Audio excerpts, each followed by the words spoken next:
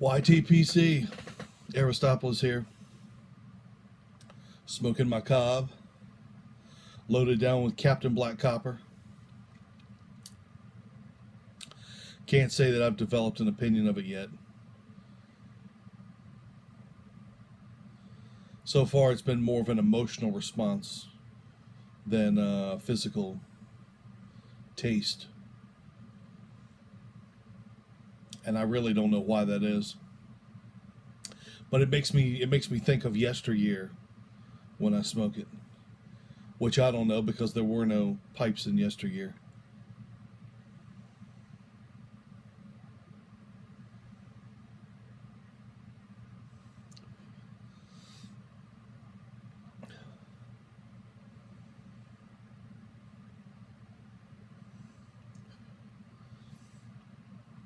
I don't know. Anyway, a reason for chiming in this morning was going to be to let you know that if there were any audiophiles out there with a taste for vinyl, that Guitar Center was going to have vinyl LPs on sale for $7.98. But in looking at the ad a second time, it says starting at $7.98. So I don't know if you live close to one. You might want to head over there at 6 a.m. on Black Friday and see if you can pick up some deals. I'm 30 minutes away, so I can't justify jumping in the car at 5:30 and zipping down there on the chance that there may be some savings.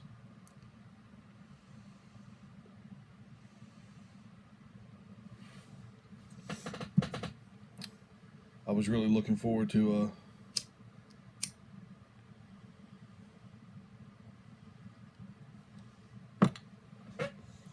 picking up a few things. I mean, they had a picture of Appetite for Destruction and Kill 'Em All in the ad, and I was like, I can grab that.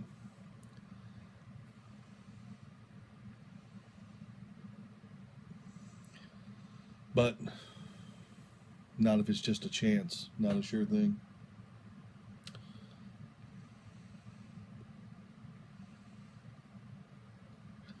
But if you live close by, it might be worth your while to pop over. Another thing I want to talk about is the TV show Longmire. I don't know how many of you are familiar, if any of you have seen it. It's a show that used to be on AMC. And it was on it for 3 seasons and got canceled. And then got picked up by Netflix. What's unique about it is that it wasn't canceled because of poor ratings. It was canceled because the good ratings that it had were in the wrong demographic. It's the most bizarre, one of the most bizarre things I've ever heard. Probably that, and that the cartoon Young Justice that my niece loved was canceled because the toys weren't selling fast. The toys that Cartoon Network were selling in Walmart and places like that, they weren't selling very good, so they canceled the TV show that was actually doing pretty good. But yeah, the demographic that they had, I think it was either 25 to 65 or 35 to 65. But AMC wanted to cater to a younger demographic that would appreciate the other shows that they had on their network. So they canceled Longmire, even though it was doing really well in the ratings. Well, for a cable show, anyway.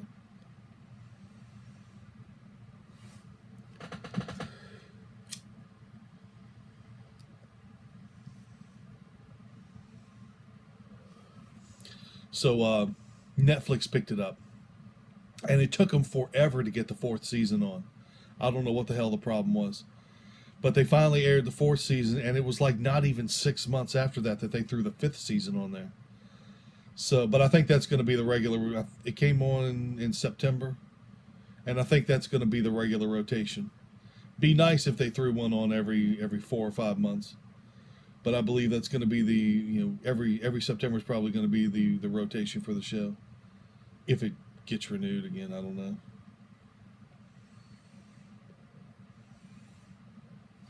But it's a wonderful show. And the reason I'm mentioning it is because I think it would be of particular interest to people in the pipe smoking community. It's one of those shows that's based off of the Walt Longmire mysteries.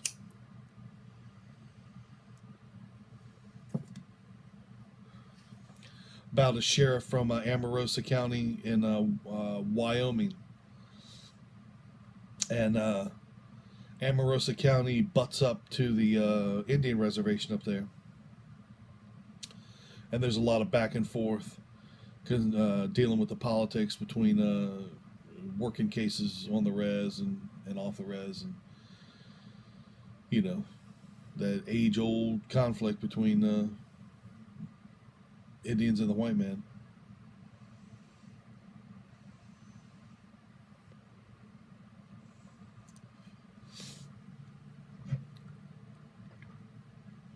But it stars Robert Taylor, I think that's his name, and Lou Diamond Phillips, who I've had a hard time appreciating Lou Diamond in many roles since La Bamba was just such a huge phenomenon when he burst on the scene. He's had a couple things. I liked him in Courage Under Fire. And I liked him in that TV show, I think it was called Wolf Creek, from the late 90s, or maybe it was early 2000s, maybe 2002, 2003, something in there. Him and Graham Greene, who's also in Longmire, where it was about werewolves. That stuff's been done to death since then. But he was in an early show that got canceled, I thought, way before it should. It was a pretty good show. Anyway, he plays this Indian bar owner whose name is Henry. His tribal name is Standing Bear. But what's so unique about him is that the way he talks. He talks like he's reading. And you get the impression through subtext that maybe in his youth that he was a smart ass and probably did that intentionally to come off as the white man's ideal version of a Native American, and maybe he did it so long that it just ingrained itself in his DNA, and that just became how he talked. But it's really I don't know, you have to see it. It really gives his character some good production value, and he's really interesting to watch. And then there's Katie Sackhoff from who was on Battlestar Galactica, plays Starbuck on Battlestar Galactica.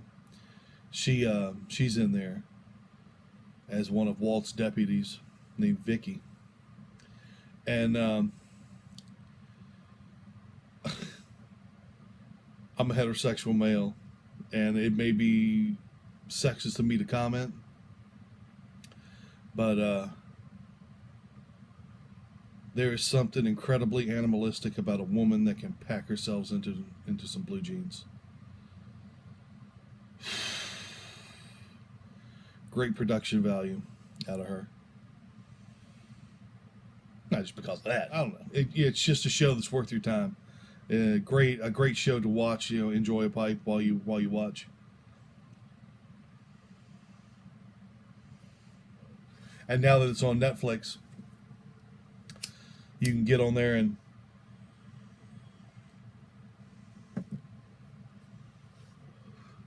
do one episode after another if you feel like it.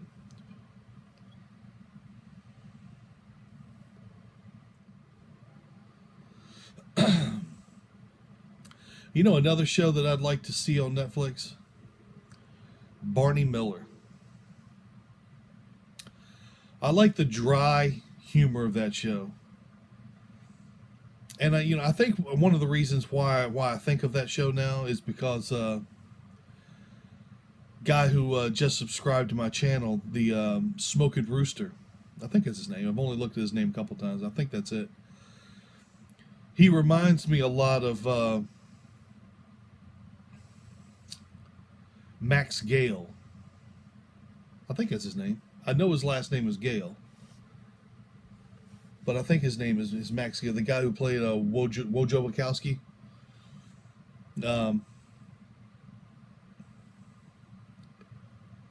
He reminds me a lot of him. But that's a show that I would like to see on on Netflix.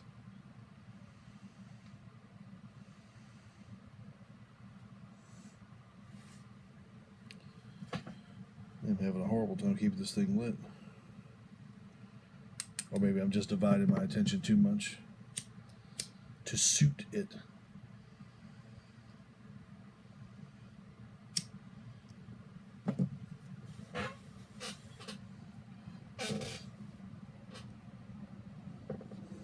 Another guy from that show, Ron Glass.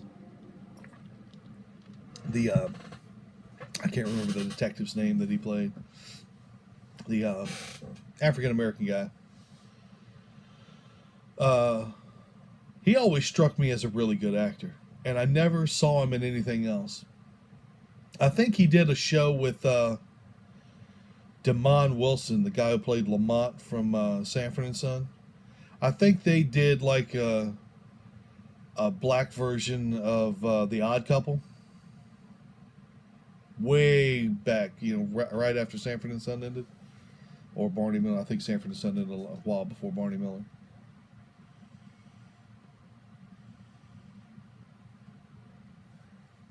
But I think they tried to get a show off the ground. I hadn't seen them since. Oh no, Firefly, the TV show from Fox that has such a big fan following. Firefly, Ron Glass was in that. But that's the only thing I've seen him in since Barney Miller. I never saw him in the Damon Wilson show, but I remember hearing about it. Sanford and Son was a great show.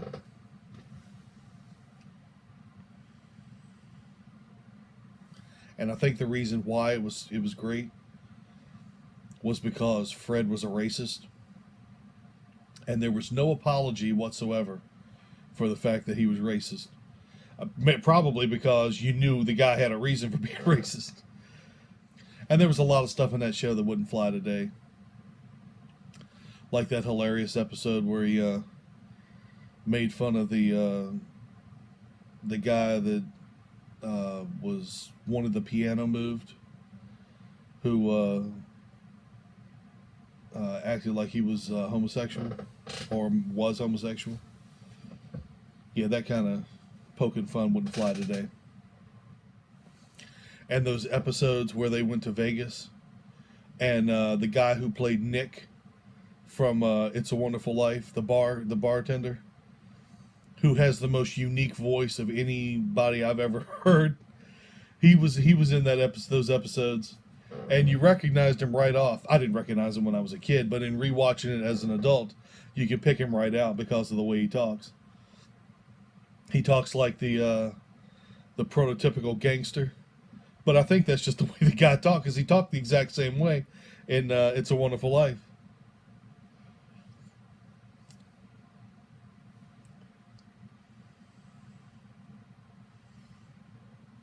I love discovering those old actors that you saw in TV shows or movies and didn't see them again for years, and all of a sudden you run up on them.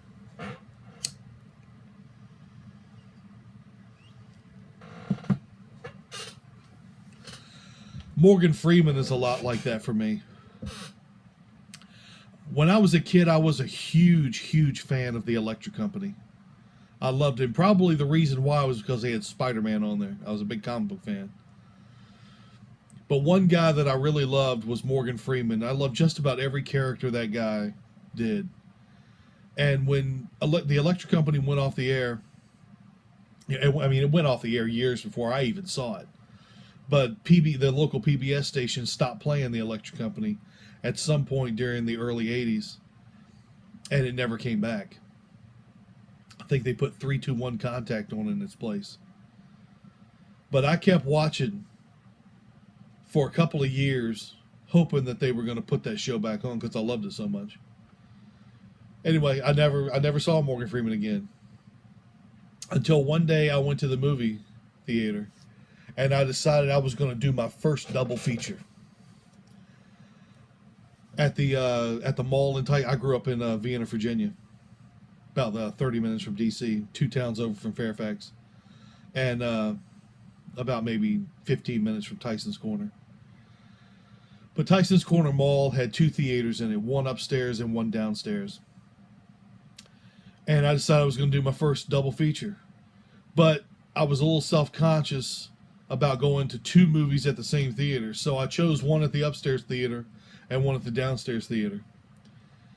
And the movies I chose were Glory and Born on the 4th of July.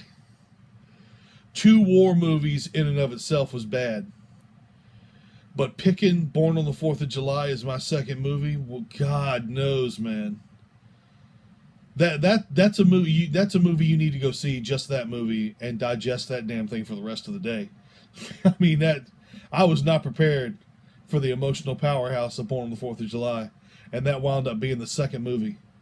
And damn, dude, that thing. Anyway, I went to see Glory at the downstairs theater first, and I hadn't seen Morgan Freeman for quite a while. I think this movie was what, 89? So at that point I probably hadn't seen him since maybe 82, 83.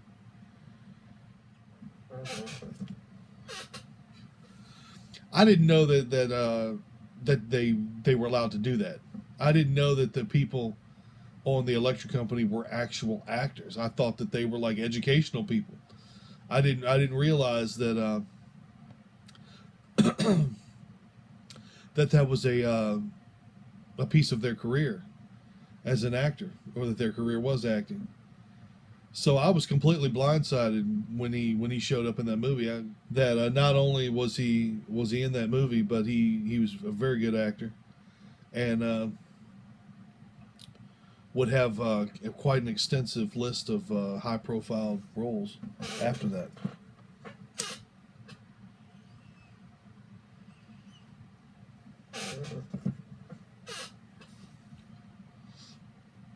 And it was a damn good movie. And even though I'd been an off and on viewer of St. Elsewhere, I did not recognize Denzel Washington at all. As far as I knew, that was the first time I ever saw him. I was shocked when I found out that he was actually on St. Elsewhere, because I remember Howie Mandel vividly from that show, and the guy who did the voice of Kit. I can't remember what his name is.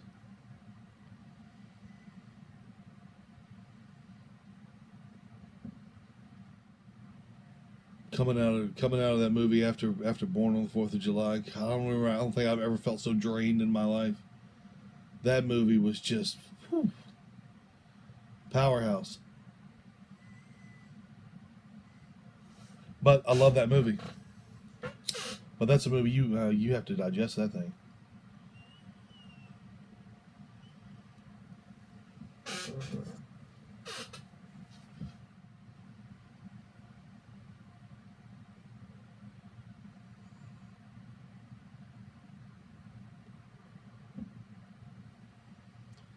Well, I guess I'm about out. So I guess I'd better go ahead and sign off on this dreary start to a Thanksgiving 2016. This is Aristopoulos, and I dearly hope that you and yours have a wonderful time surrounded by family. I am not with my family today. I had a guy request a ride so that he could go have lunch with his family, and I need the money, so I stayed around. I'm going to go get him here in about an hour or so. But I stocked up. I got me some chicken breasts on sale. I'm going to put that in the slow cooker while I'm gone. I've got some ribs that I put in the slow cooker that I really like. So I'm going to try the same thing with these chicken breasts and see how that does. Put it in there, load it down with some barbecue sauce. See how that does. Got myself an apple pie cooking. What else? Pizza flavored Pringles. No chip. Like Tom Hanks says, no chip. No chip. And I got myself a 4-pack of Miller High Life 16 ounces. I know Smoking Rooster is not going to be happy to hear that, but that's my jam. That's the only beer I really like drinking. Probably because when I was a kid, my dad jumped on me. My dad was the type of dad who, I guess he tried to circumvent the fascination that comes with teenagers and beer by allowing me to have a beer every now and then when I was growing up. But I mean, it was every maybe I'd say maybe once a year. During Sunday lunch, he would let me have a beer, and it was always one of those little pony. I don't think they even make those things anymore. I think that term pony has been lost in to the ages. But little 8-ounce glass bottles of Miller High Life they used to have. Anyway, one Sunday he jumped on me because I picked that thing and turned that bitch up and drained about half of it. And while he was sitting there, and I put it down, he just sitting there staring at me, and he goes, "I'll never want to see you drink another beer like that, ever." But see, I did that with everything. Soda. I like that. You know how when you first crack the top on a fresh soda, and you turn it up and drink it real fast, how you get that kind of a burn in the back of your throat, and from the carbonation. I love that feeling because it's like a signifying that it's quenching my thirst for some. I don't know why that is, but I have to do that. Even now, when I first crack a beer, I turn that thing up and drink it till I get that burn in the back of my throat because it signifies that it's quenching my thirst for some reason. I don't know why I put those two together, but I love that feeling. But I only do it once, and I rarely drink more than 3 beers. And I rarely have beer in the house, but maybe once or twice a year. Miller High Life has definitely caused me some questionable moments. I was going to visit a buddy of mine when my niece was about 4 or 5 years old. And I don't know why I'm still holding this flag. I think it's Cade. He drinks a lot. And when I go over to his house, we listen to some metal, drink, and sometimes we play dice. So I was stopping off at the food line to pick up some beer to take with me. And I had my niece with me. She was going over to play with his kids. And we go into the store, and there's a lady with a table set up outside for DARE, drug awareness,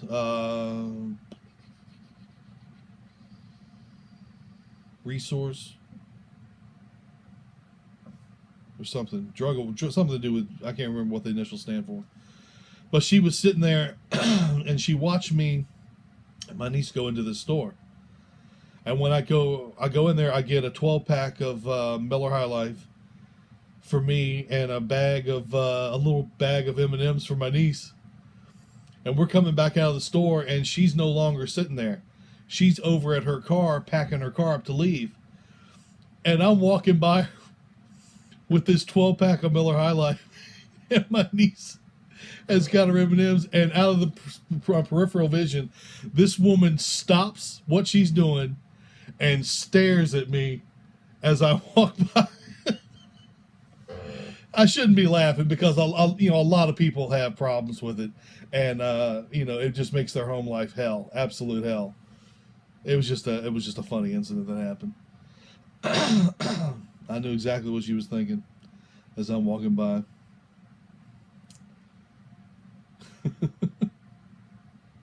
Like I said, I hope you all have a happy and enjoyable, warm Thanksgiving. And be safe when you head out. I don't know how many of you are heading out tonight. A lot of places have decided they're not even going to open today. And I'm of two minds, but I think the reason why people open on Thanksgiving night is because they're trying to find some way to circumvent those early morning beatdowns that happen when people are trying to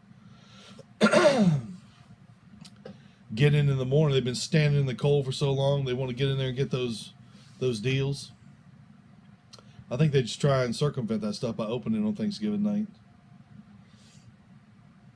But you know how the world is. You know, no matter what you do, they're going to have a problem with it. And honestly, it is kind of a shame that, you know, you have to cut into a holiday like that. Regardless of how you feel about the holiday itself and what it means. You know, what it is now is a time for family and reflection, and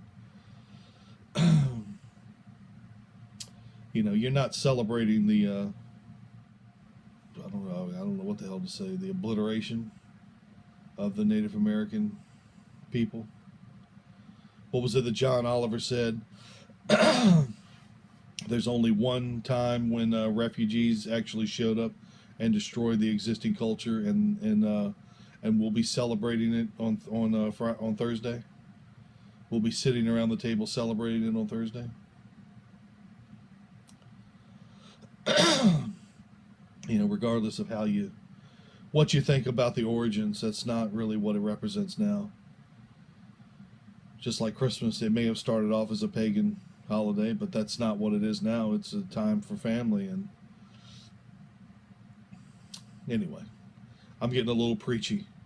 Let me go ahead and sign off. I'm up to 30 minutes here. Hopefully I'll be able to trim that down through some edits, make it a little more manageable.